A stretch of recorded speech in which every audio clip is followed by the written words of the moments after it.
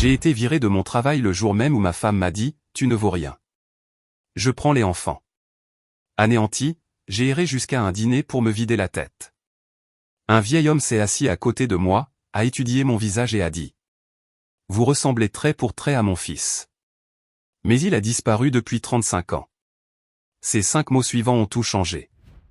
Le jour où tout s'est effondré a commencé par une seule phrase qui m'a anéanti. Ma femme m'a regardé avec des yeux que je reconnaissais à peine et a dit « Tu ne vaux rien ». Je prends les enfants. Ces mots m'ont frappé plus durement que la perte de mon emploi plus tôt ce matin-là. J'étais entré dans l'usine où j'avais travaillé pendant près de 10 ans, seulement pour m'entendre dire que mon poste avait été supprimé. Pas d'avertissement, pas de remerciement, juste une boîte avec mes affaires et une poignée de main qui ressemblait plus à un rejet de mon existence. Au moment où Marielle m'a jeté ces mots au visage, je me sentais déjà vide. Mais quand elle a dit qu'elle emmenait Nolan et Tessa, c'est comme si elle arrachait les derniers morceaux de ma vie. Je suis resté là, abasourdi, serrant le sacre pas usé que ma mère, Léona, m'avait cousu des années auparavant, le même que je portais chaque jour au travail. Les rires de mes enfants, leurs dessins sur le frigo, les histoires du soir, j'ai vu tout cela me glisser entre les doigts à cet instant. Je ne pouvais plus respirer dans cette maison. Je suis sorti sans savoir où aller. L'air frais de septembre me frappait le visage, comme si le monde lui-même me rappelait qu'il ne me restait rien. Mon esprit tournait en boucle, me disant qu'elle avait raison, que j'avais échoué non seulement envers elle, mais aussi envers Nolan et Tessa. J'ai erré pendant ce qui m'a semblé des heures, jusqu'à me retrouver devant un endroit où je n'étais jamais allé. Un petit dîner brillant de lumière jaune et chaude dans la nuit. J'ai poussé la porte et me suis glissé dans une banquette au fond, fixant la tasse de café fumant qu'une serveuse avait posée devant moi. Mon reflet dans le liquide sombre ressemblait à un homme que je ne reconnaissais pas, fatigué, brisé, perdu. J'étais si absorbé par mon propre désespoir que je n'ai pas remarqué le vieil homme qui s'asseyait en face de moi jusqu'à ce qu'il parle. « Vous ressemblez tellement à mon fils », dit-il d'une voix posée et délibérée. J'ai tourné la tête, confus. Son visage buriné était sillonné de rides qui racontaient des décennies d'histoire, mais ses yeux portaient une douleur que je ne pouvais ignorer. « Mais il a disparu depuis 35 ans, ajouta-t-il. Mon cœur s'est mis à battre la chamade tandis que j'essayais de comprendre ses mots.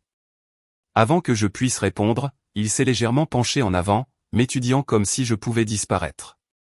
Ce qu'il a dit ensuite. 5 simples mots allaient changer le cours de ma vie d'une manière que je n'aurais jamais pu imaginer. J'ai grandi dans une famille qui croyait au travail manuel, au respect de la parole donnée et à une fierté discrète. Mon père, Gareth, était un mécanicien qui pouvait réparer n'importe quoi avec un moteur. Il ne parlait jamais beaucoup, mais quand il le faisait, ses mots me marquaient. On mesure un homme à la façon dont il reste debout quand tout le reste s'effondre, m'avait-il dit un jour, alors que j'étais adolescent et que je boudais à cause d'un camion en panne. À l'époque, je n'y avais pas prêté attention. Des années plus tard, ces mots allaient résonner d'une manière inattendue. Ma mère, Léona, le complétait parfaitement. Elle parlait doucement, mais sa gentillesse avait du poids. Elle croyait aux secondes chances, à l'importance de faire en sorte que les gens se sentent vus. C'est elle qui s'asseyait avec moi les soirs où j'avais du mal avec mes devoirs, me rappelant que la patience et la persévérance comptaient plus que les victoires rapides. J'ai emporté ces leçons avec moi à l'âge adulte, même si, à un moment donné, j'ai commencé à sentir qu'elles ne s'appliquaient plus à moi. Je n'ai jamais été l'athlète vedette, ni le garçon populaire, ni l'homme que les gens admiraient. Mais je travaillais dur. J'étais fier d'arriver tôt à l'usine, même quand j'avais mal au dos ou que mes mains étaient à vif à force de manipuler l'acier. Le travail n'était pas prestigieux, mais il payait les factures, et pendant longtemps, j'ai cru que cela prouvait ma valeur. Puis il y a eu Marielle. Elle était sûre d'elle, vive d'esprit et plus perspicace que quiconque j'avais rencontré. Là où j'hésitais, elle fonçait. Elle m'a dit un jour, au début de notre mariage, « Tu me donnes un sentiment de sécurité, Ethan, comme si le sol sous mes pieds ne pouvait pas s'effondrer. » Je me suis accroché à cette phrase pendant des années. Nous avons fondé une famille ensemble. Et quand Nolan est né, suivi de Tessa 3 ans plus tard, j'ai cru que nous avions trouvé notre rythme. Mais avec le temps, les mots de Marielle ont changé. Au lieu de me dire que je la mettais en sécurité, elle me disait que je la faisais se sentir coincée. Au lieu de voir ma constance comme une force, elle y voyait de la complaisance. « Tu ne veux jamais plus, Ethan », disait-elle après une autre dispute à propos de l'argent. ça te va de rester en bas pendant que tout le monde grimpe. Elle avait raison sur certains points. J'avais eu des rêves, mais je les avais enfouis sous les responsabilités et la routine. Chaque matin, je pointais. Chaque soir, j'essayais d'être le mari et le père que je pensais devoir être. Je croyais que c'était suffisant. Mais ce qui était suffisant pour moi ne l'était pas pour elle. Les enfants, cependant, ne m'ont jamais regardé avec déception. Nolan, à 10 ans, avait la vivacité d'esprit de sa mère, mais ma nature tranquille. Il posait des questions sur tout, du fonctionnement des moteurs à la raison pour laquelle les gens se disputaient alors qu'ils s'aimaient. Tessa, 7 ans, vivait avec une joie qui pouvait illuminer n'importe quelle pièce. Elle adorait dessiner des animaux et les scotcher sur le frigo pour que je les voie en rentrant. Eux deux allégeaient le poids de ma vie. C'était pour eux que je continuais à avancer, même lorsque le sol sous mes pieds commençait à se fissurer. Mon frère, Colin, était une autre voix dans ma vie que je ne pouvais ignorer. Il était plus jeune mais plus ambitieux, toujours à la recherche de plus grandes opportunités. Il m'a dit un jour autour d'une bière, « Tu dois te battre pour toi-même, Ethan. Tu laisses constamment la vie t'écraser. » À l'époque, j'en ai ri, mais ces mots sont restés coincés dans un coin de ma tête. Quand l'usine m'a licencié, c'est comme si on m'avait arraché une partie de mon identité. J'avais franchi ces portes d'acier presque tous les jours pendant une décennie. Je connaissais chaque grincement du plancher, chaque bourdonnement des machines. Perdre ce travail, ce n'était pas seulement perdre un salaire. C'était comme perdre la preuve que je comptais, que mon dur labeur signifiait quelque chose. Je suis rentré en voiture cet après-midi-là, la boîte contenant mes affaires sur le siège passager, fixant mon reflet dans la vitre tandis que le monde défilait. J'avais la poitrine serrée, mes pensées étaient assourdissantes. Comment allais-je le dire à Marielle? Que allait-elle dire? Quand je suis entré dans la maison, elle attendait. Ses yeux m'ont scruté, puis ont fixé la boîte dans mes bras. Ils t'ont laissé partir, n'est-ce pas? Demanda-t-elle. Il n'y avait aucune inquiétude dans sa voix, juste une certitude glaciale. J'ai hoché la tête. Des coupes budgétaires. Je ne pouvais rien y faire. Elle a croisé les bras. Rien que tu ne puisses faire. C'est toujours ta réponse. J'ai essayé d'expliquer, de lui dire que je trouverais un autre travail. Que cela ne signifiait pas la fin. Mais avant que je puisse finir, elle a prononcé les mots qui résonnent encore dans mes oreilles, « Tu ne vaux rien. » Je prends Nolan et Tessa. À cet instant, j'ai eu l'impression que les murs de notre maison se refermaient sur moi. Je voulais protester, crier, lui prouver qu'elle avait tort. J'ai regardé les photos sur le mur, les dessins au crayon scotchés sur le frigo, et j'ai senti une douleur creuse se propager dans ma poitrine. Marielle s'est retournée, a préparé un sac et a dit aux enfants qu'ils allaient passer la nuit chez sa sœur. Nolan m'a regardé avec de grands yeux confus. « Papa, tu viens ?» a-t-il demandé. J'avais la gorge serrée en forçant un sourire et en secouant la tête. « Pas ce soir, mon grand. Je vous verrai bientôt. » Je suis resté sur le pas de la porte pendant qu'il partait, le bruit de la voiture s'éloignant dans l'allée brisant le silence de la maison. Seul, je suis entré dans la cuisine et j'ai posé la boîte de l'usine sur la table. À l'intérieur se trouvaient les petits souvenirs de ma vie de travail, un thermos cabossé, une paire de gants usés, une photo que Nolan avait dessinée de moi lui tenant la main. Ma poitrine semblait s'effondrer. C'est dans cet état que je suis sorti, quittant la maison et tout ce qu'elle contenait. Mes pieds m'ont porté sans que j'y pense, chaque pas plus lourd que le précédent, jusqu'à ce que la lueur d'une enseigne de dîner clignote au loin. Le dîner était petit, niché entre un prêteur sur gage et une station-service, le genre d'endroit devant lequel la plupart des gens passent sans un second regard. Ses fenêtres brillaient d'une faible lumière jaune, et l'enseigne au-dessus de la porte bourdonnait dans la nuit. Je suis entré, et la chaleur m'a enveloppé comme une couverture que je ne méritais pas. L'air sentait la graisse de bacon et le café brûlé, un rappel d'innombrables matins où j'avais avalé mes repas à la hâte avant de partir à l'usine. Je me suis glissé dans une banquette près du fond, loin de la poignée de clients dispersés dans la pièce. La serveuse, une femme aux yeux fatigués et au sourire aimable, m'a versé une tasse de café sans rien demander. J'ai hoché la tête, marmonné un merci et fixé le liquide sombre.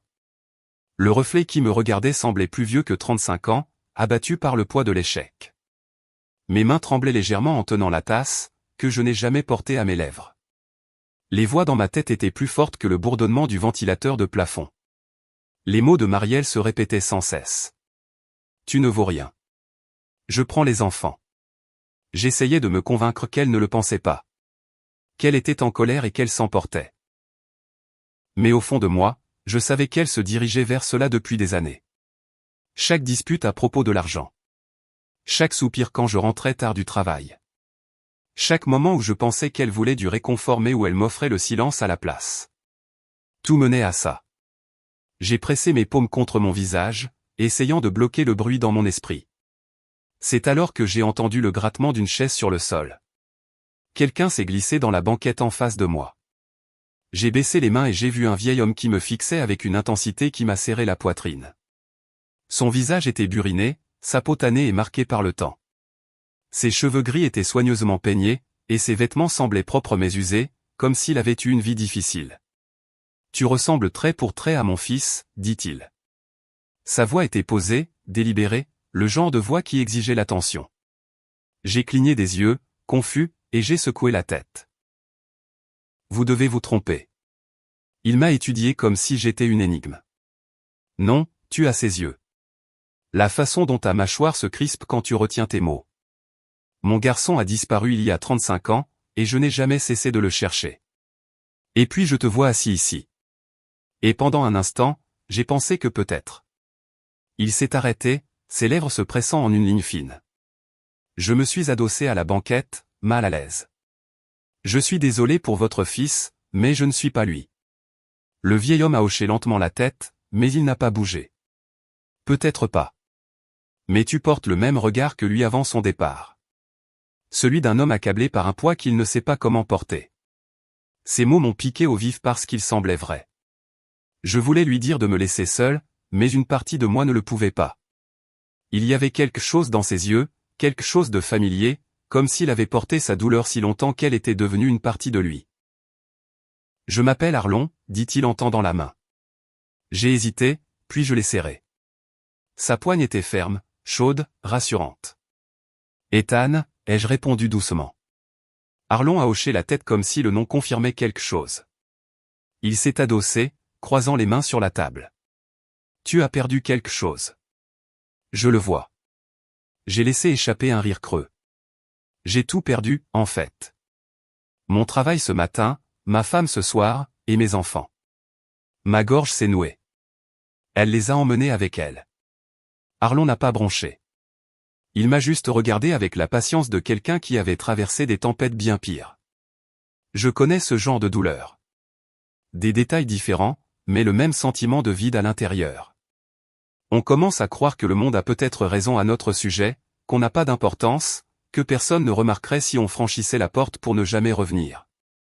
Ces mots m'ont transpercé comme une lame. Il exprimait les pensées que j'avais eu trop peur d'admettre. J'ai serré les poings sur la table. Je ne sais plus quoi faire. Chaque fois que j'essaie, ce n'est pas assez. J'ai travaillé 10 ans dans cette usine et ils m'ont laissé partir sans un regard en arrière. J'ai bâti un foyer et ma femme me dit que je l'ai ruiné. Mes enfants? Ma voix s'est brisée. Ils m'ont regardé ce soir comme s'ils ne comprenaient pas ce qui se passait. Et je n'avais aucune réponse.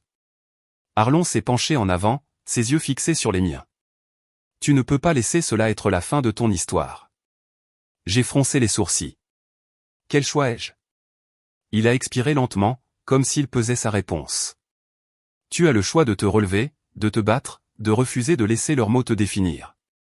Crois-tu que j'ai arrêté de chercher mon fils parce que 35 ans ont passé? Crois-tu que j'ai accepté le silence du monde comme le mot de la fin? Non. Parce que si je l'avais fait, alors son histoire se serait terminée par une disparition, et la mienne par le regret. J'ai continué parce que l'espoir était tout ce qu'il me restait, et cet espoir m'a maintenu en vie.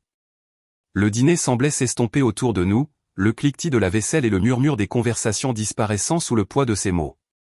Pour la première fois depuis que la phrase de Marielle avait détruit ma vie, j'ai senti quelque chose vaciller en moi, quelque chose de petit mais d'indéniable. J'ai regardé Arlon, ne sachant pas pourquoi cet étranger m'avait choisi, pourquoi il parlait avec une telle conviction à un homme qu'il venait de rencontrer. Mais au fond de moi, je comprenais. Il voyait en moi le même vide qu'il habitait depuis des décennies, et il refusait de me laisser sombrer. C'est alors qu'il s'est approché, sa voix ferme mais douce, et s'est préparé à dire les 5 mots qui allaient tout changer. Arlon se pencha en avant, ses mains reposant sur la surface usée de la table de la banquette. Ses yeux restèrent fixés sur les miens, comme s'il pouvait voir à travers moi. Puis, avec une fermeté qui perça le bruit dans ma tête, il dit : « Ne les abandonne pas comme moi. » Ces 5 mots frappèrent plus fort que tout ce que Marielle m'avait jeté à la figure. Plus fort que la perte de mon emploi, plus fort que le silence qui avait suivi le départ de mes enfants. Ma poitrine se serra et, un instant, je ne pus plus respirer. C'était comme s'il avait atteint l'intérieur de moi et mis en lumière les pensées que j'essayais d'enfouir. « Que voulez-vous dire » demandai-je, la voix basse, presque effrayée par la réponse. Le regard d'Arlon ne vacilla pas, quand mon fils a disparu, j'ai repensé aux années précédentes et j'ai vu un homme qui n'était pas là quand ça comptait. Je travaillais de longues heures. Je me disais que je subvenais à leurs besoins, mais en réalité, je me cachais. J'étais en colère, soupe au lait, toujours à trouver des défauts. Je pensais que la discipline signifiait le silence. Je pensais que l'amour pouvait être implicite. Puis une nuit, il est parti. 35 ans ont passé, et il n'y a pas un jour où je ne me demande pas s'il est parti parce qu'il croyait que je m'en fichais. Parce que je l'ai abandonné de toutes les manières qui comptent, même en vivant sous le même toit. Ces mots s'enfoncèrent en moi comme des pierres dans l'eau. J'ai vu des flashs des grands yeux de Nolan me demandant si je venais avec eux. J'ai vu la petite main de Tessa agrippant la sangle de son sac à dos alors qu'elle suivait sa mère vers la sortie. Je m'étais dit que j'étais trop brisé pour me battre, trop abattu pour me relever. Mais à cet instant, j'ai réalisé la vérité. Si je cédais maintenant, je suivrais le même chemin qu'Arlon regrettait chaque jour de sa vie. J'ai posé mes paumes à plat sur la table. Je ne veux pas être ce genre de père. Je ne veux pas qu'ils grandissent en pensant que je les ai laissés tomber. Arlon hocha lentement la tête, un soulagement fugace traversant son visage. Alors ne le fais pas. Tu as encore une chance. Tu peux perdre un travail. Tu peux perdre un mariage, mais tu ne peux pas te perdre toi-même. Pas à moins que tu décides de t'abandonner. J'ai dégluti difficilement, la gorge sèche. Mais et si elle ne me laisse pas les voir ? Et si elle continue de me repousser ? Sa mâchoire se contracta et, pour la première fois, sa voix prit une note acérée. Alors tu te bats. Pas avec la colère, pas avec l'amertume, mais avec tout ce qui en toi aime ses enfants. Tu leur montres que tu es là. Tu leur montres qu'ils comptent plus que ta fierté, plus que ta douleur. Tu ne disparais pas dans la nuit. Et tu ne les laisses pas se demander si tu t'en souciais. Parce que si tu les abandonnes maintenant, Ethan, cette question les hantera pour le reste de leur vie. La conviction dans son ton me brûla la poitrine. Je restais assis là, à regarder cet étranger apparu de nulle part, me parlant comme s'il avait attendu toute sa vie pour dire ces mots. Pour la première fois de la journée, je sentis une étincelle s'allumer en moi, quelque chose de plus fort que la honte ou le désespoir. C'était petit, fragile, mais c'était réel. Je me suis adossé, les poings serrés, ma respiration se calmant. Je ne vais pas m'enfuir. Je vais aller voir mes enfants. Je vais leur dire la vérité. Je ne peux pas laisser leur dernier souvenir de moi être le silence. Les yeux d'Arlon s'adoucirent et, un instant, il parut presque fier. Voilà. C'est l'homme dont tes enfants ont besoin. Pas parfait, pas intact, mais présent. Assez fort pour rester debout. J'ai hoché la tête, le poids de ces mots manquant. Merci, dis-je, et ma voix se brisa. Je ne sais pas pourquoi vous vous êtes assis ici ce soir, mais j'en avais besoin plus que je ne peux l'expliquer. Il esquissa un léger sourire, un coin de sa bouche se soulevant. Peut-être que je n'ai pas choisi. Peut-être que c'était censé se passer ainsi. La serveuse est passée, remplissant nos cafés, et j'ai réalisé que le mien était toujours intact. Arlon leva sa tasse, but une gorgée et la reposa avec un léger cliquetis. Tu sais ce que tu as à faire maintenant.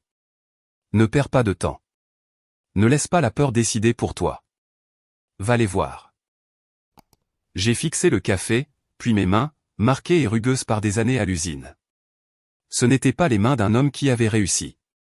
Pas aux yeux de Marielle. Mais peut-être pouvaient-elles encore être les mains d'un père qui refusait de lâcher prise. Je me suis levé, ma chaise raclant le sol carrelé. J'y vais, dis-je, plus à moi-même qu'à lui. Arlon tendit la main par-dessus la table, posant une main ferme sur mon bras. Sa poigne était forte, presque anormalement pour un homme de son âge. Souviens-toi de ce que je t'ai dit. Ne les abandonne pas comme moi. J'ai hoché la tête. Les mots s'étaient gravés en moi. Je me suis retourné et j'ai marché vers la porte, ma poitrine battant d'une nouvelle sorte d'énergie. Je suis sorti dans l'air nocturne, la brise fraîche emportant l'odeur rance de graisse et de café. Pour la première fois depuis le matin, mes pas avaient un but. En traversant le parking vide, j'ai jeté un regard en arrière vers le dîner. À travers la fenêtre, j'ai vu Arlon assis là, me regardant toujours.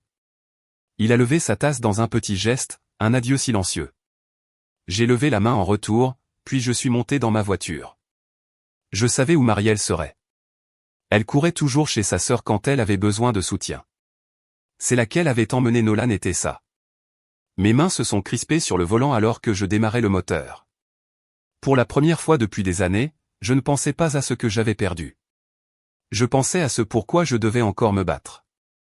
Je roulais dans la nuit, les mots d'Arlon résonnant dans mon esprit. Je ne savais pas ce qui m'attendait à l'autre bout. Je ne savais pas si Marielle me claquerait la porte au nez ou si les enfants comprendraient même, mais je savais une chose avec une certitude absolue. Je n'allais pas les abandonner.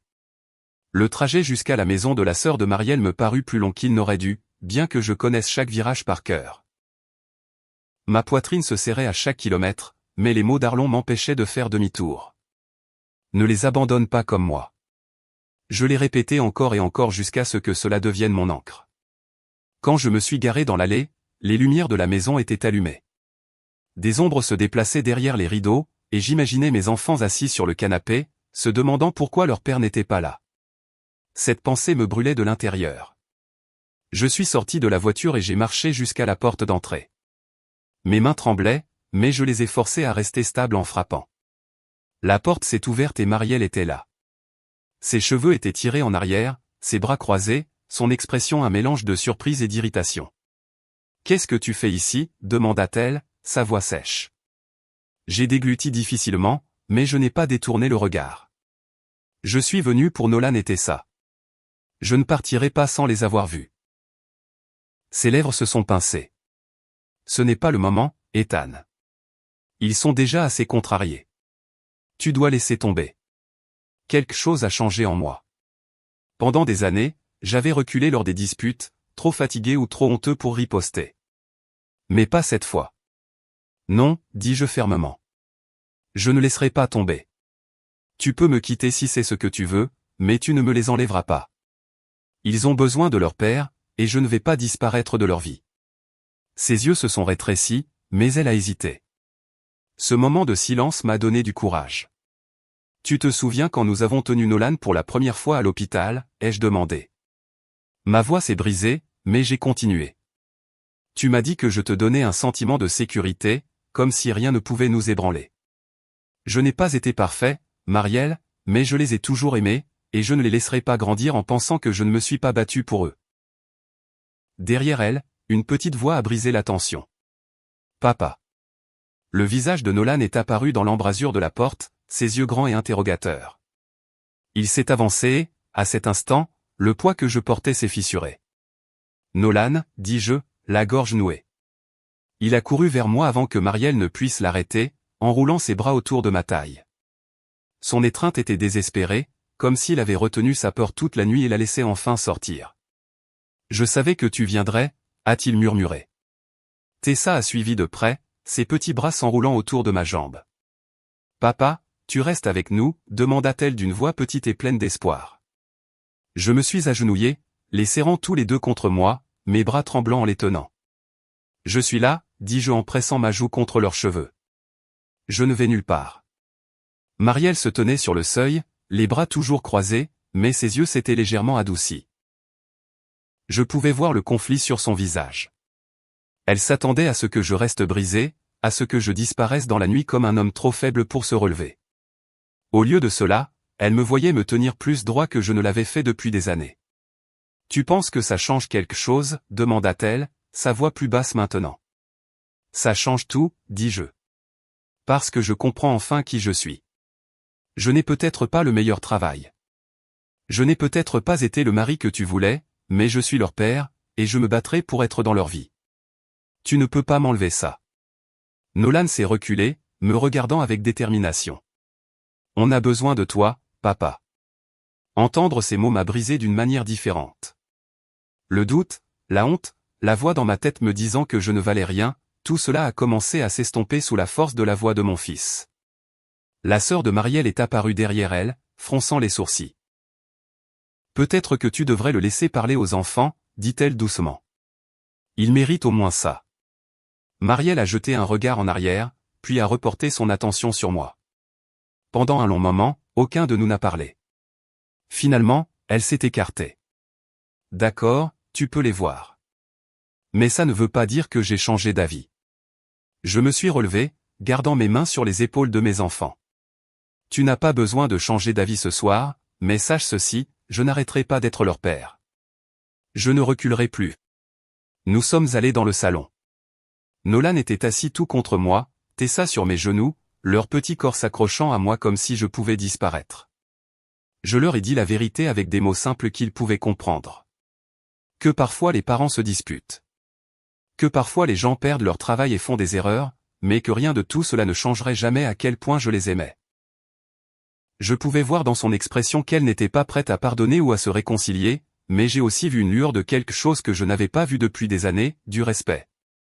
La nuit s'est poursuivie avec une conversation tranquille, les voix des enfants remplissant l'espace que je croyais avoir perdu pour toujours. Quand je me suis finalement levé pour partir, Nolan s'est accroché à mon bras. « Tu reviendras demain, n'est-ce pas ?» Je me suis penché et j'ai rencontré ses yeux. Demain, et le jour d'après, et tous les jours où je le pourrai. Je n'arrêterai jamais d'être là pour vous. Tessa m'a serré fort dans ses bras. Promis ? J'ai embrassé le sommet de sa tête. Promis. En sortant dans la nuit fraîche, je me sentais plus léger que je ne l'avais été depuis des années. Les problèmes n'avaient pas disparu. Mon mariage était toujours fracturé. Mon travail était toujours perdu. Et mon avenir était incertain. Mais pour la première fois, je n'étais pas paralysé par ces pertes. J'avais quelque chose de plus fort qui me tirait vers l'avant. L'amour de mes enfants et le choix de me battre pour eux. Je suis retourné à ma voiture, me remémorant les mots de Nolan. On a besoin de toi, papa. Ces 4 mots avaient plus de pouvoir que toute l'amertume de Marielle, plus de poids que n'importe quelle lettre de licenciement de l'usine. Et derrière ces mots, il y avait la voix d'Arlon, stable et inébranlable. Ne les abandonne pas comme moi. Je serrai plus fort le volant en démarrant le moteur. Pour la première fois depuis longtemps, je savais exactement qui j'étais et où j'allais. Le lendemain matin, après avoir confronté Marielle et vu mes enfants, je me suis réveillé avec un poids différent sur la poitrine. Ce n'était pas le fardeau écrasant du désespoir que j'avais porté la veille. C'était la lourde responsabilité d'une promesse que j'avais faite à Nolan et Tessa, une promesse que je ne les abandonnerais jamais, peu importe à quel point je me sentais brisé. Les jours qui suivirent ne furent pas faciles. Marielle resta distante, sur la défensive et souvent froide. Dans ses paroles, elle me rappelait encore et encore que notre mariage n'était plus le même. Qu'elle était fatiguée de porter un homme qui ne visait jamais plus haut que le strict minimum. Mais même dans son amertume, elle ne pouvait ignorer le changement en moi. Je ne me disputais plus avec colère. Je ne me repliais plus dans le silence. Je tenais bon avec une conviction calme, et chaque fois que je regardais mes enfants, je me souvenais pourquoi. J'ai pris des petits boulots à temps partiel partout où je pouvais, remplir des étagères, livrer des fournitures, réparer de petits moteurs pour les voisins. Ce n'était pas prestigieux, mais cela me maintenait en mouvement, me prouvant à moi-même que j'étais encore capable de construire. Lentement, des opportunités se sont présentées. Mon père, Gareth, m'a donné des outils de son atelier, me disant qu'il était temps d'utiliser mes mains d'une manière qui m'appartenait. Mon frère, Colin, est passé et m'a dit, « Je ne sais pas ce qui t'est arrivé, mais tu as enfin l'air vivant. » Plus important encore, mes enfants n'ont plus jamais douté de moi. Nolan a commencé à me demander de l'aider pour ses projets scolaires, m'entraînant avec un enthousiasme que je n'avais pas vu depuis des mois. Tessa dessinait des images de nous 3 nous tenant la main, les scotchant fièrement sur le frigo chaque fois que je venais. Ils m'observaient attentivement, apprenant non pas de mes mots, mais de mes choix.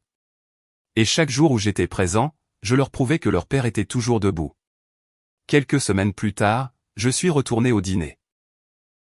Je voulais remercier Arlon, lui dire comment ces 5 mots avaient redirigé ma vie. En entrant, j'ai balayé les banquettes du regard, mais il n'était nulle part. La même serveuse s'est approchée et je lui ai demandé si elle l'avait vu. Arlon, a-t-elle répété en fronçant les sourcils. Vous voulez dire Arlon Vénor? J'ai hoché la tête avec empressement. Oui, il s'est assis avec moi ici. Cheveux gris, carrure solide pour son âge, un peu sérieux mais avec une présence forte. Elle m'a lancé un regard perplexe. Je connaissais Arlon. Il venait ici il y a des années, mais il est décédé il y a bien longtemps. Je ne l'ai pas vu depuis plus d'une décennie. La tasse de café dans ma main a légèrement tremblé. J'ai regardé autour de moi dans le dîner, m'attendant à moitié à le voir apparaître soudainement, mais les banquettes étaient vides, le cliquetis des assiettes et le bourdonnement des conversations se poursuivant comme s'il n'avait jamais été là. Je suis retourné à la banquette du fond où il s'était assis avec moi cette nuit-là.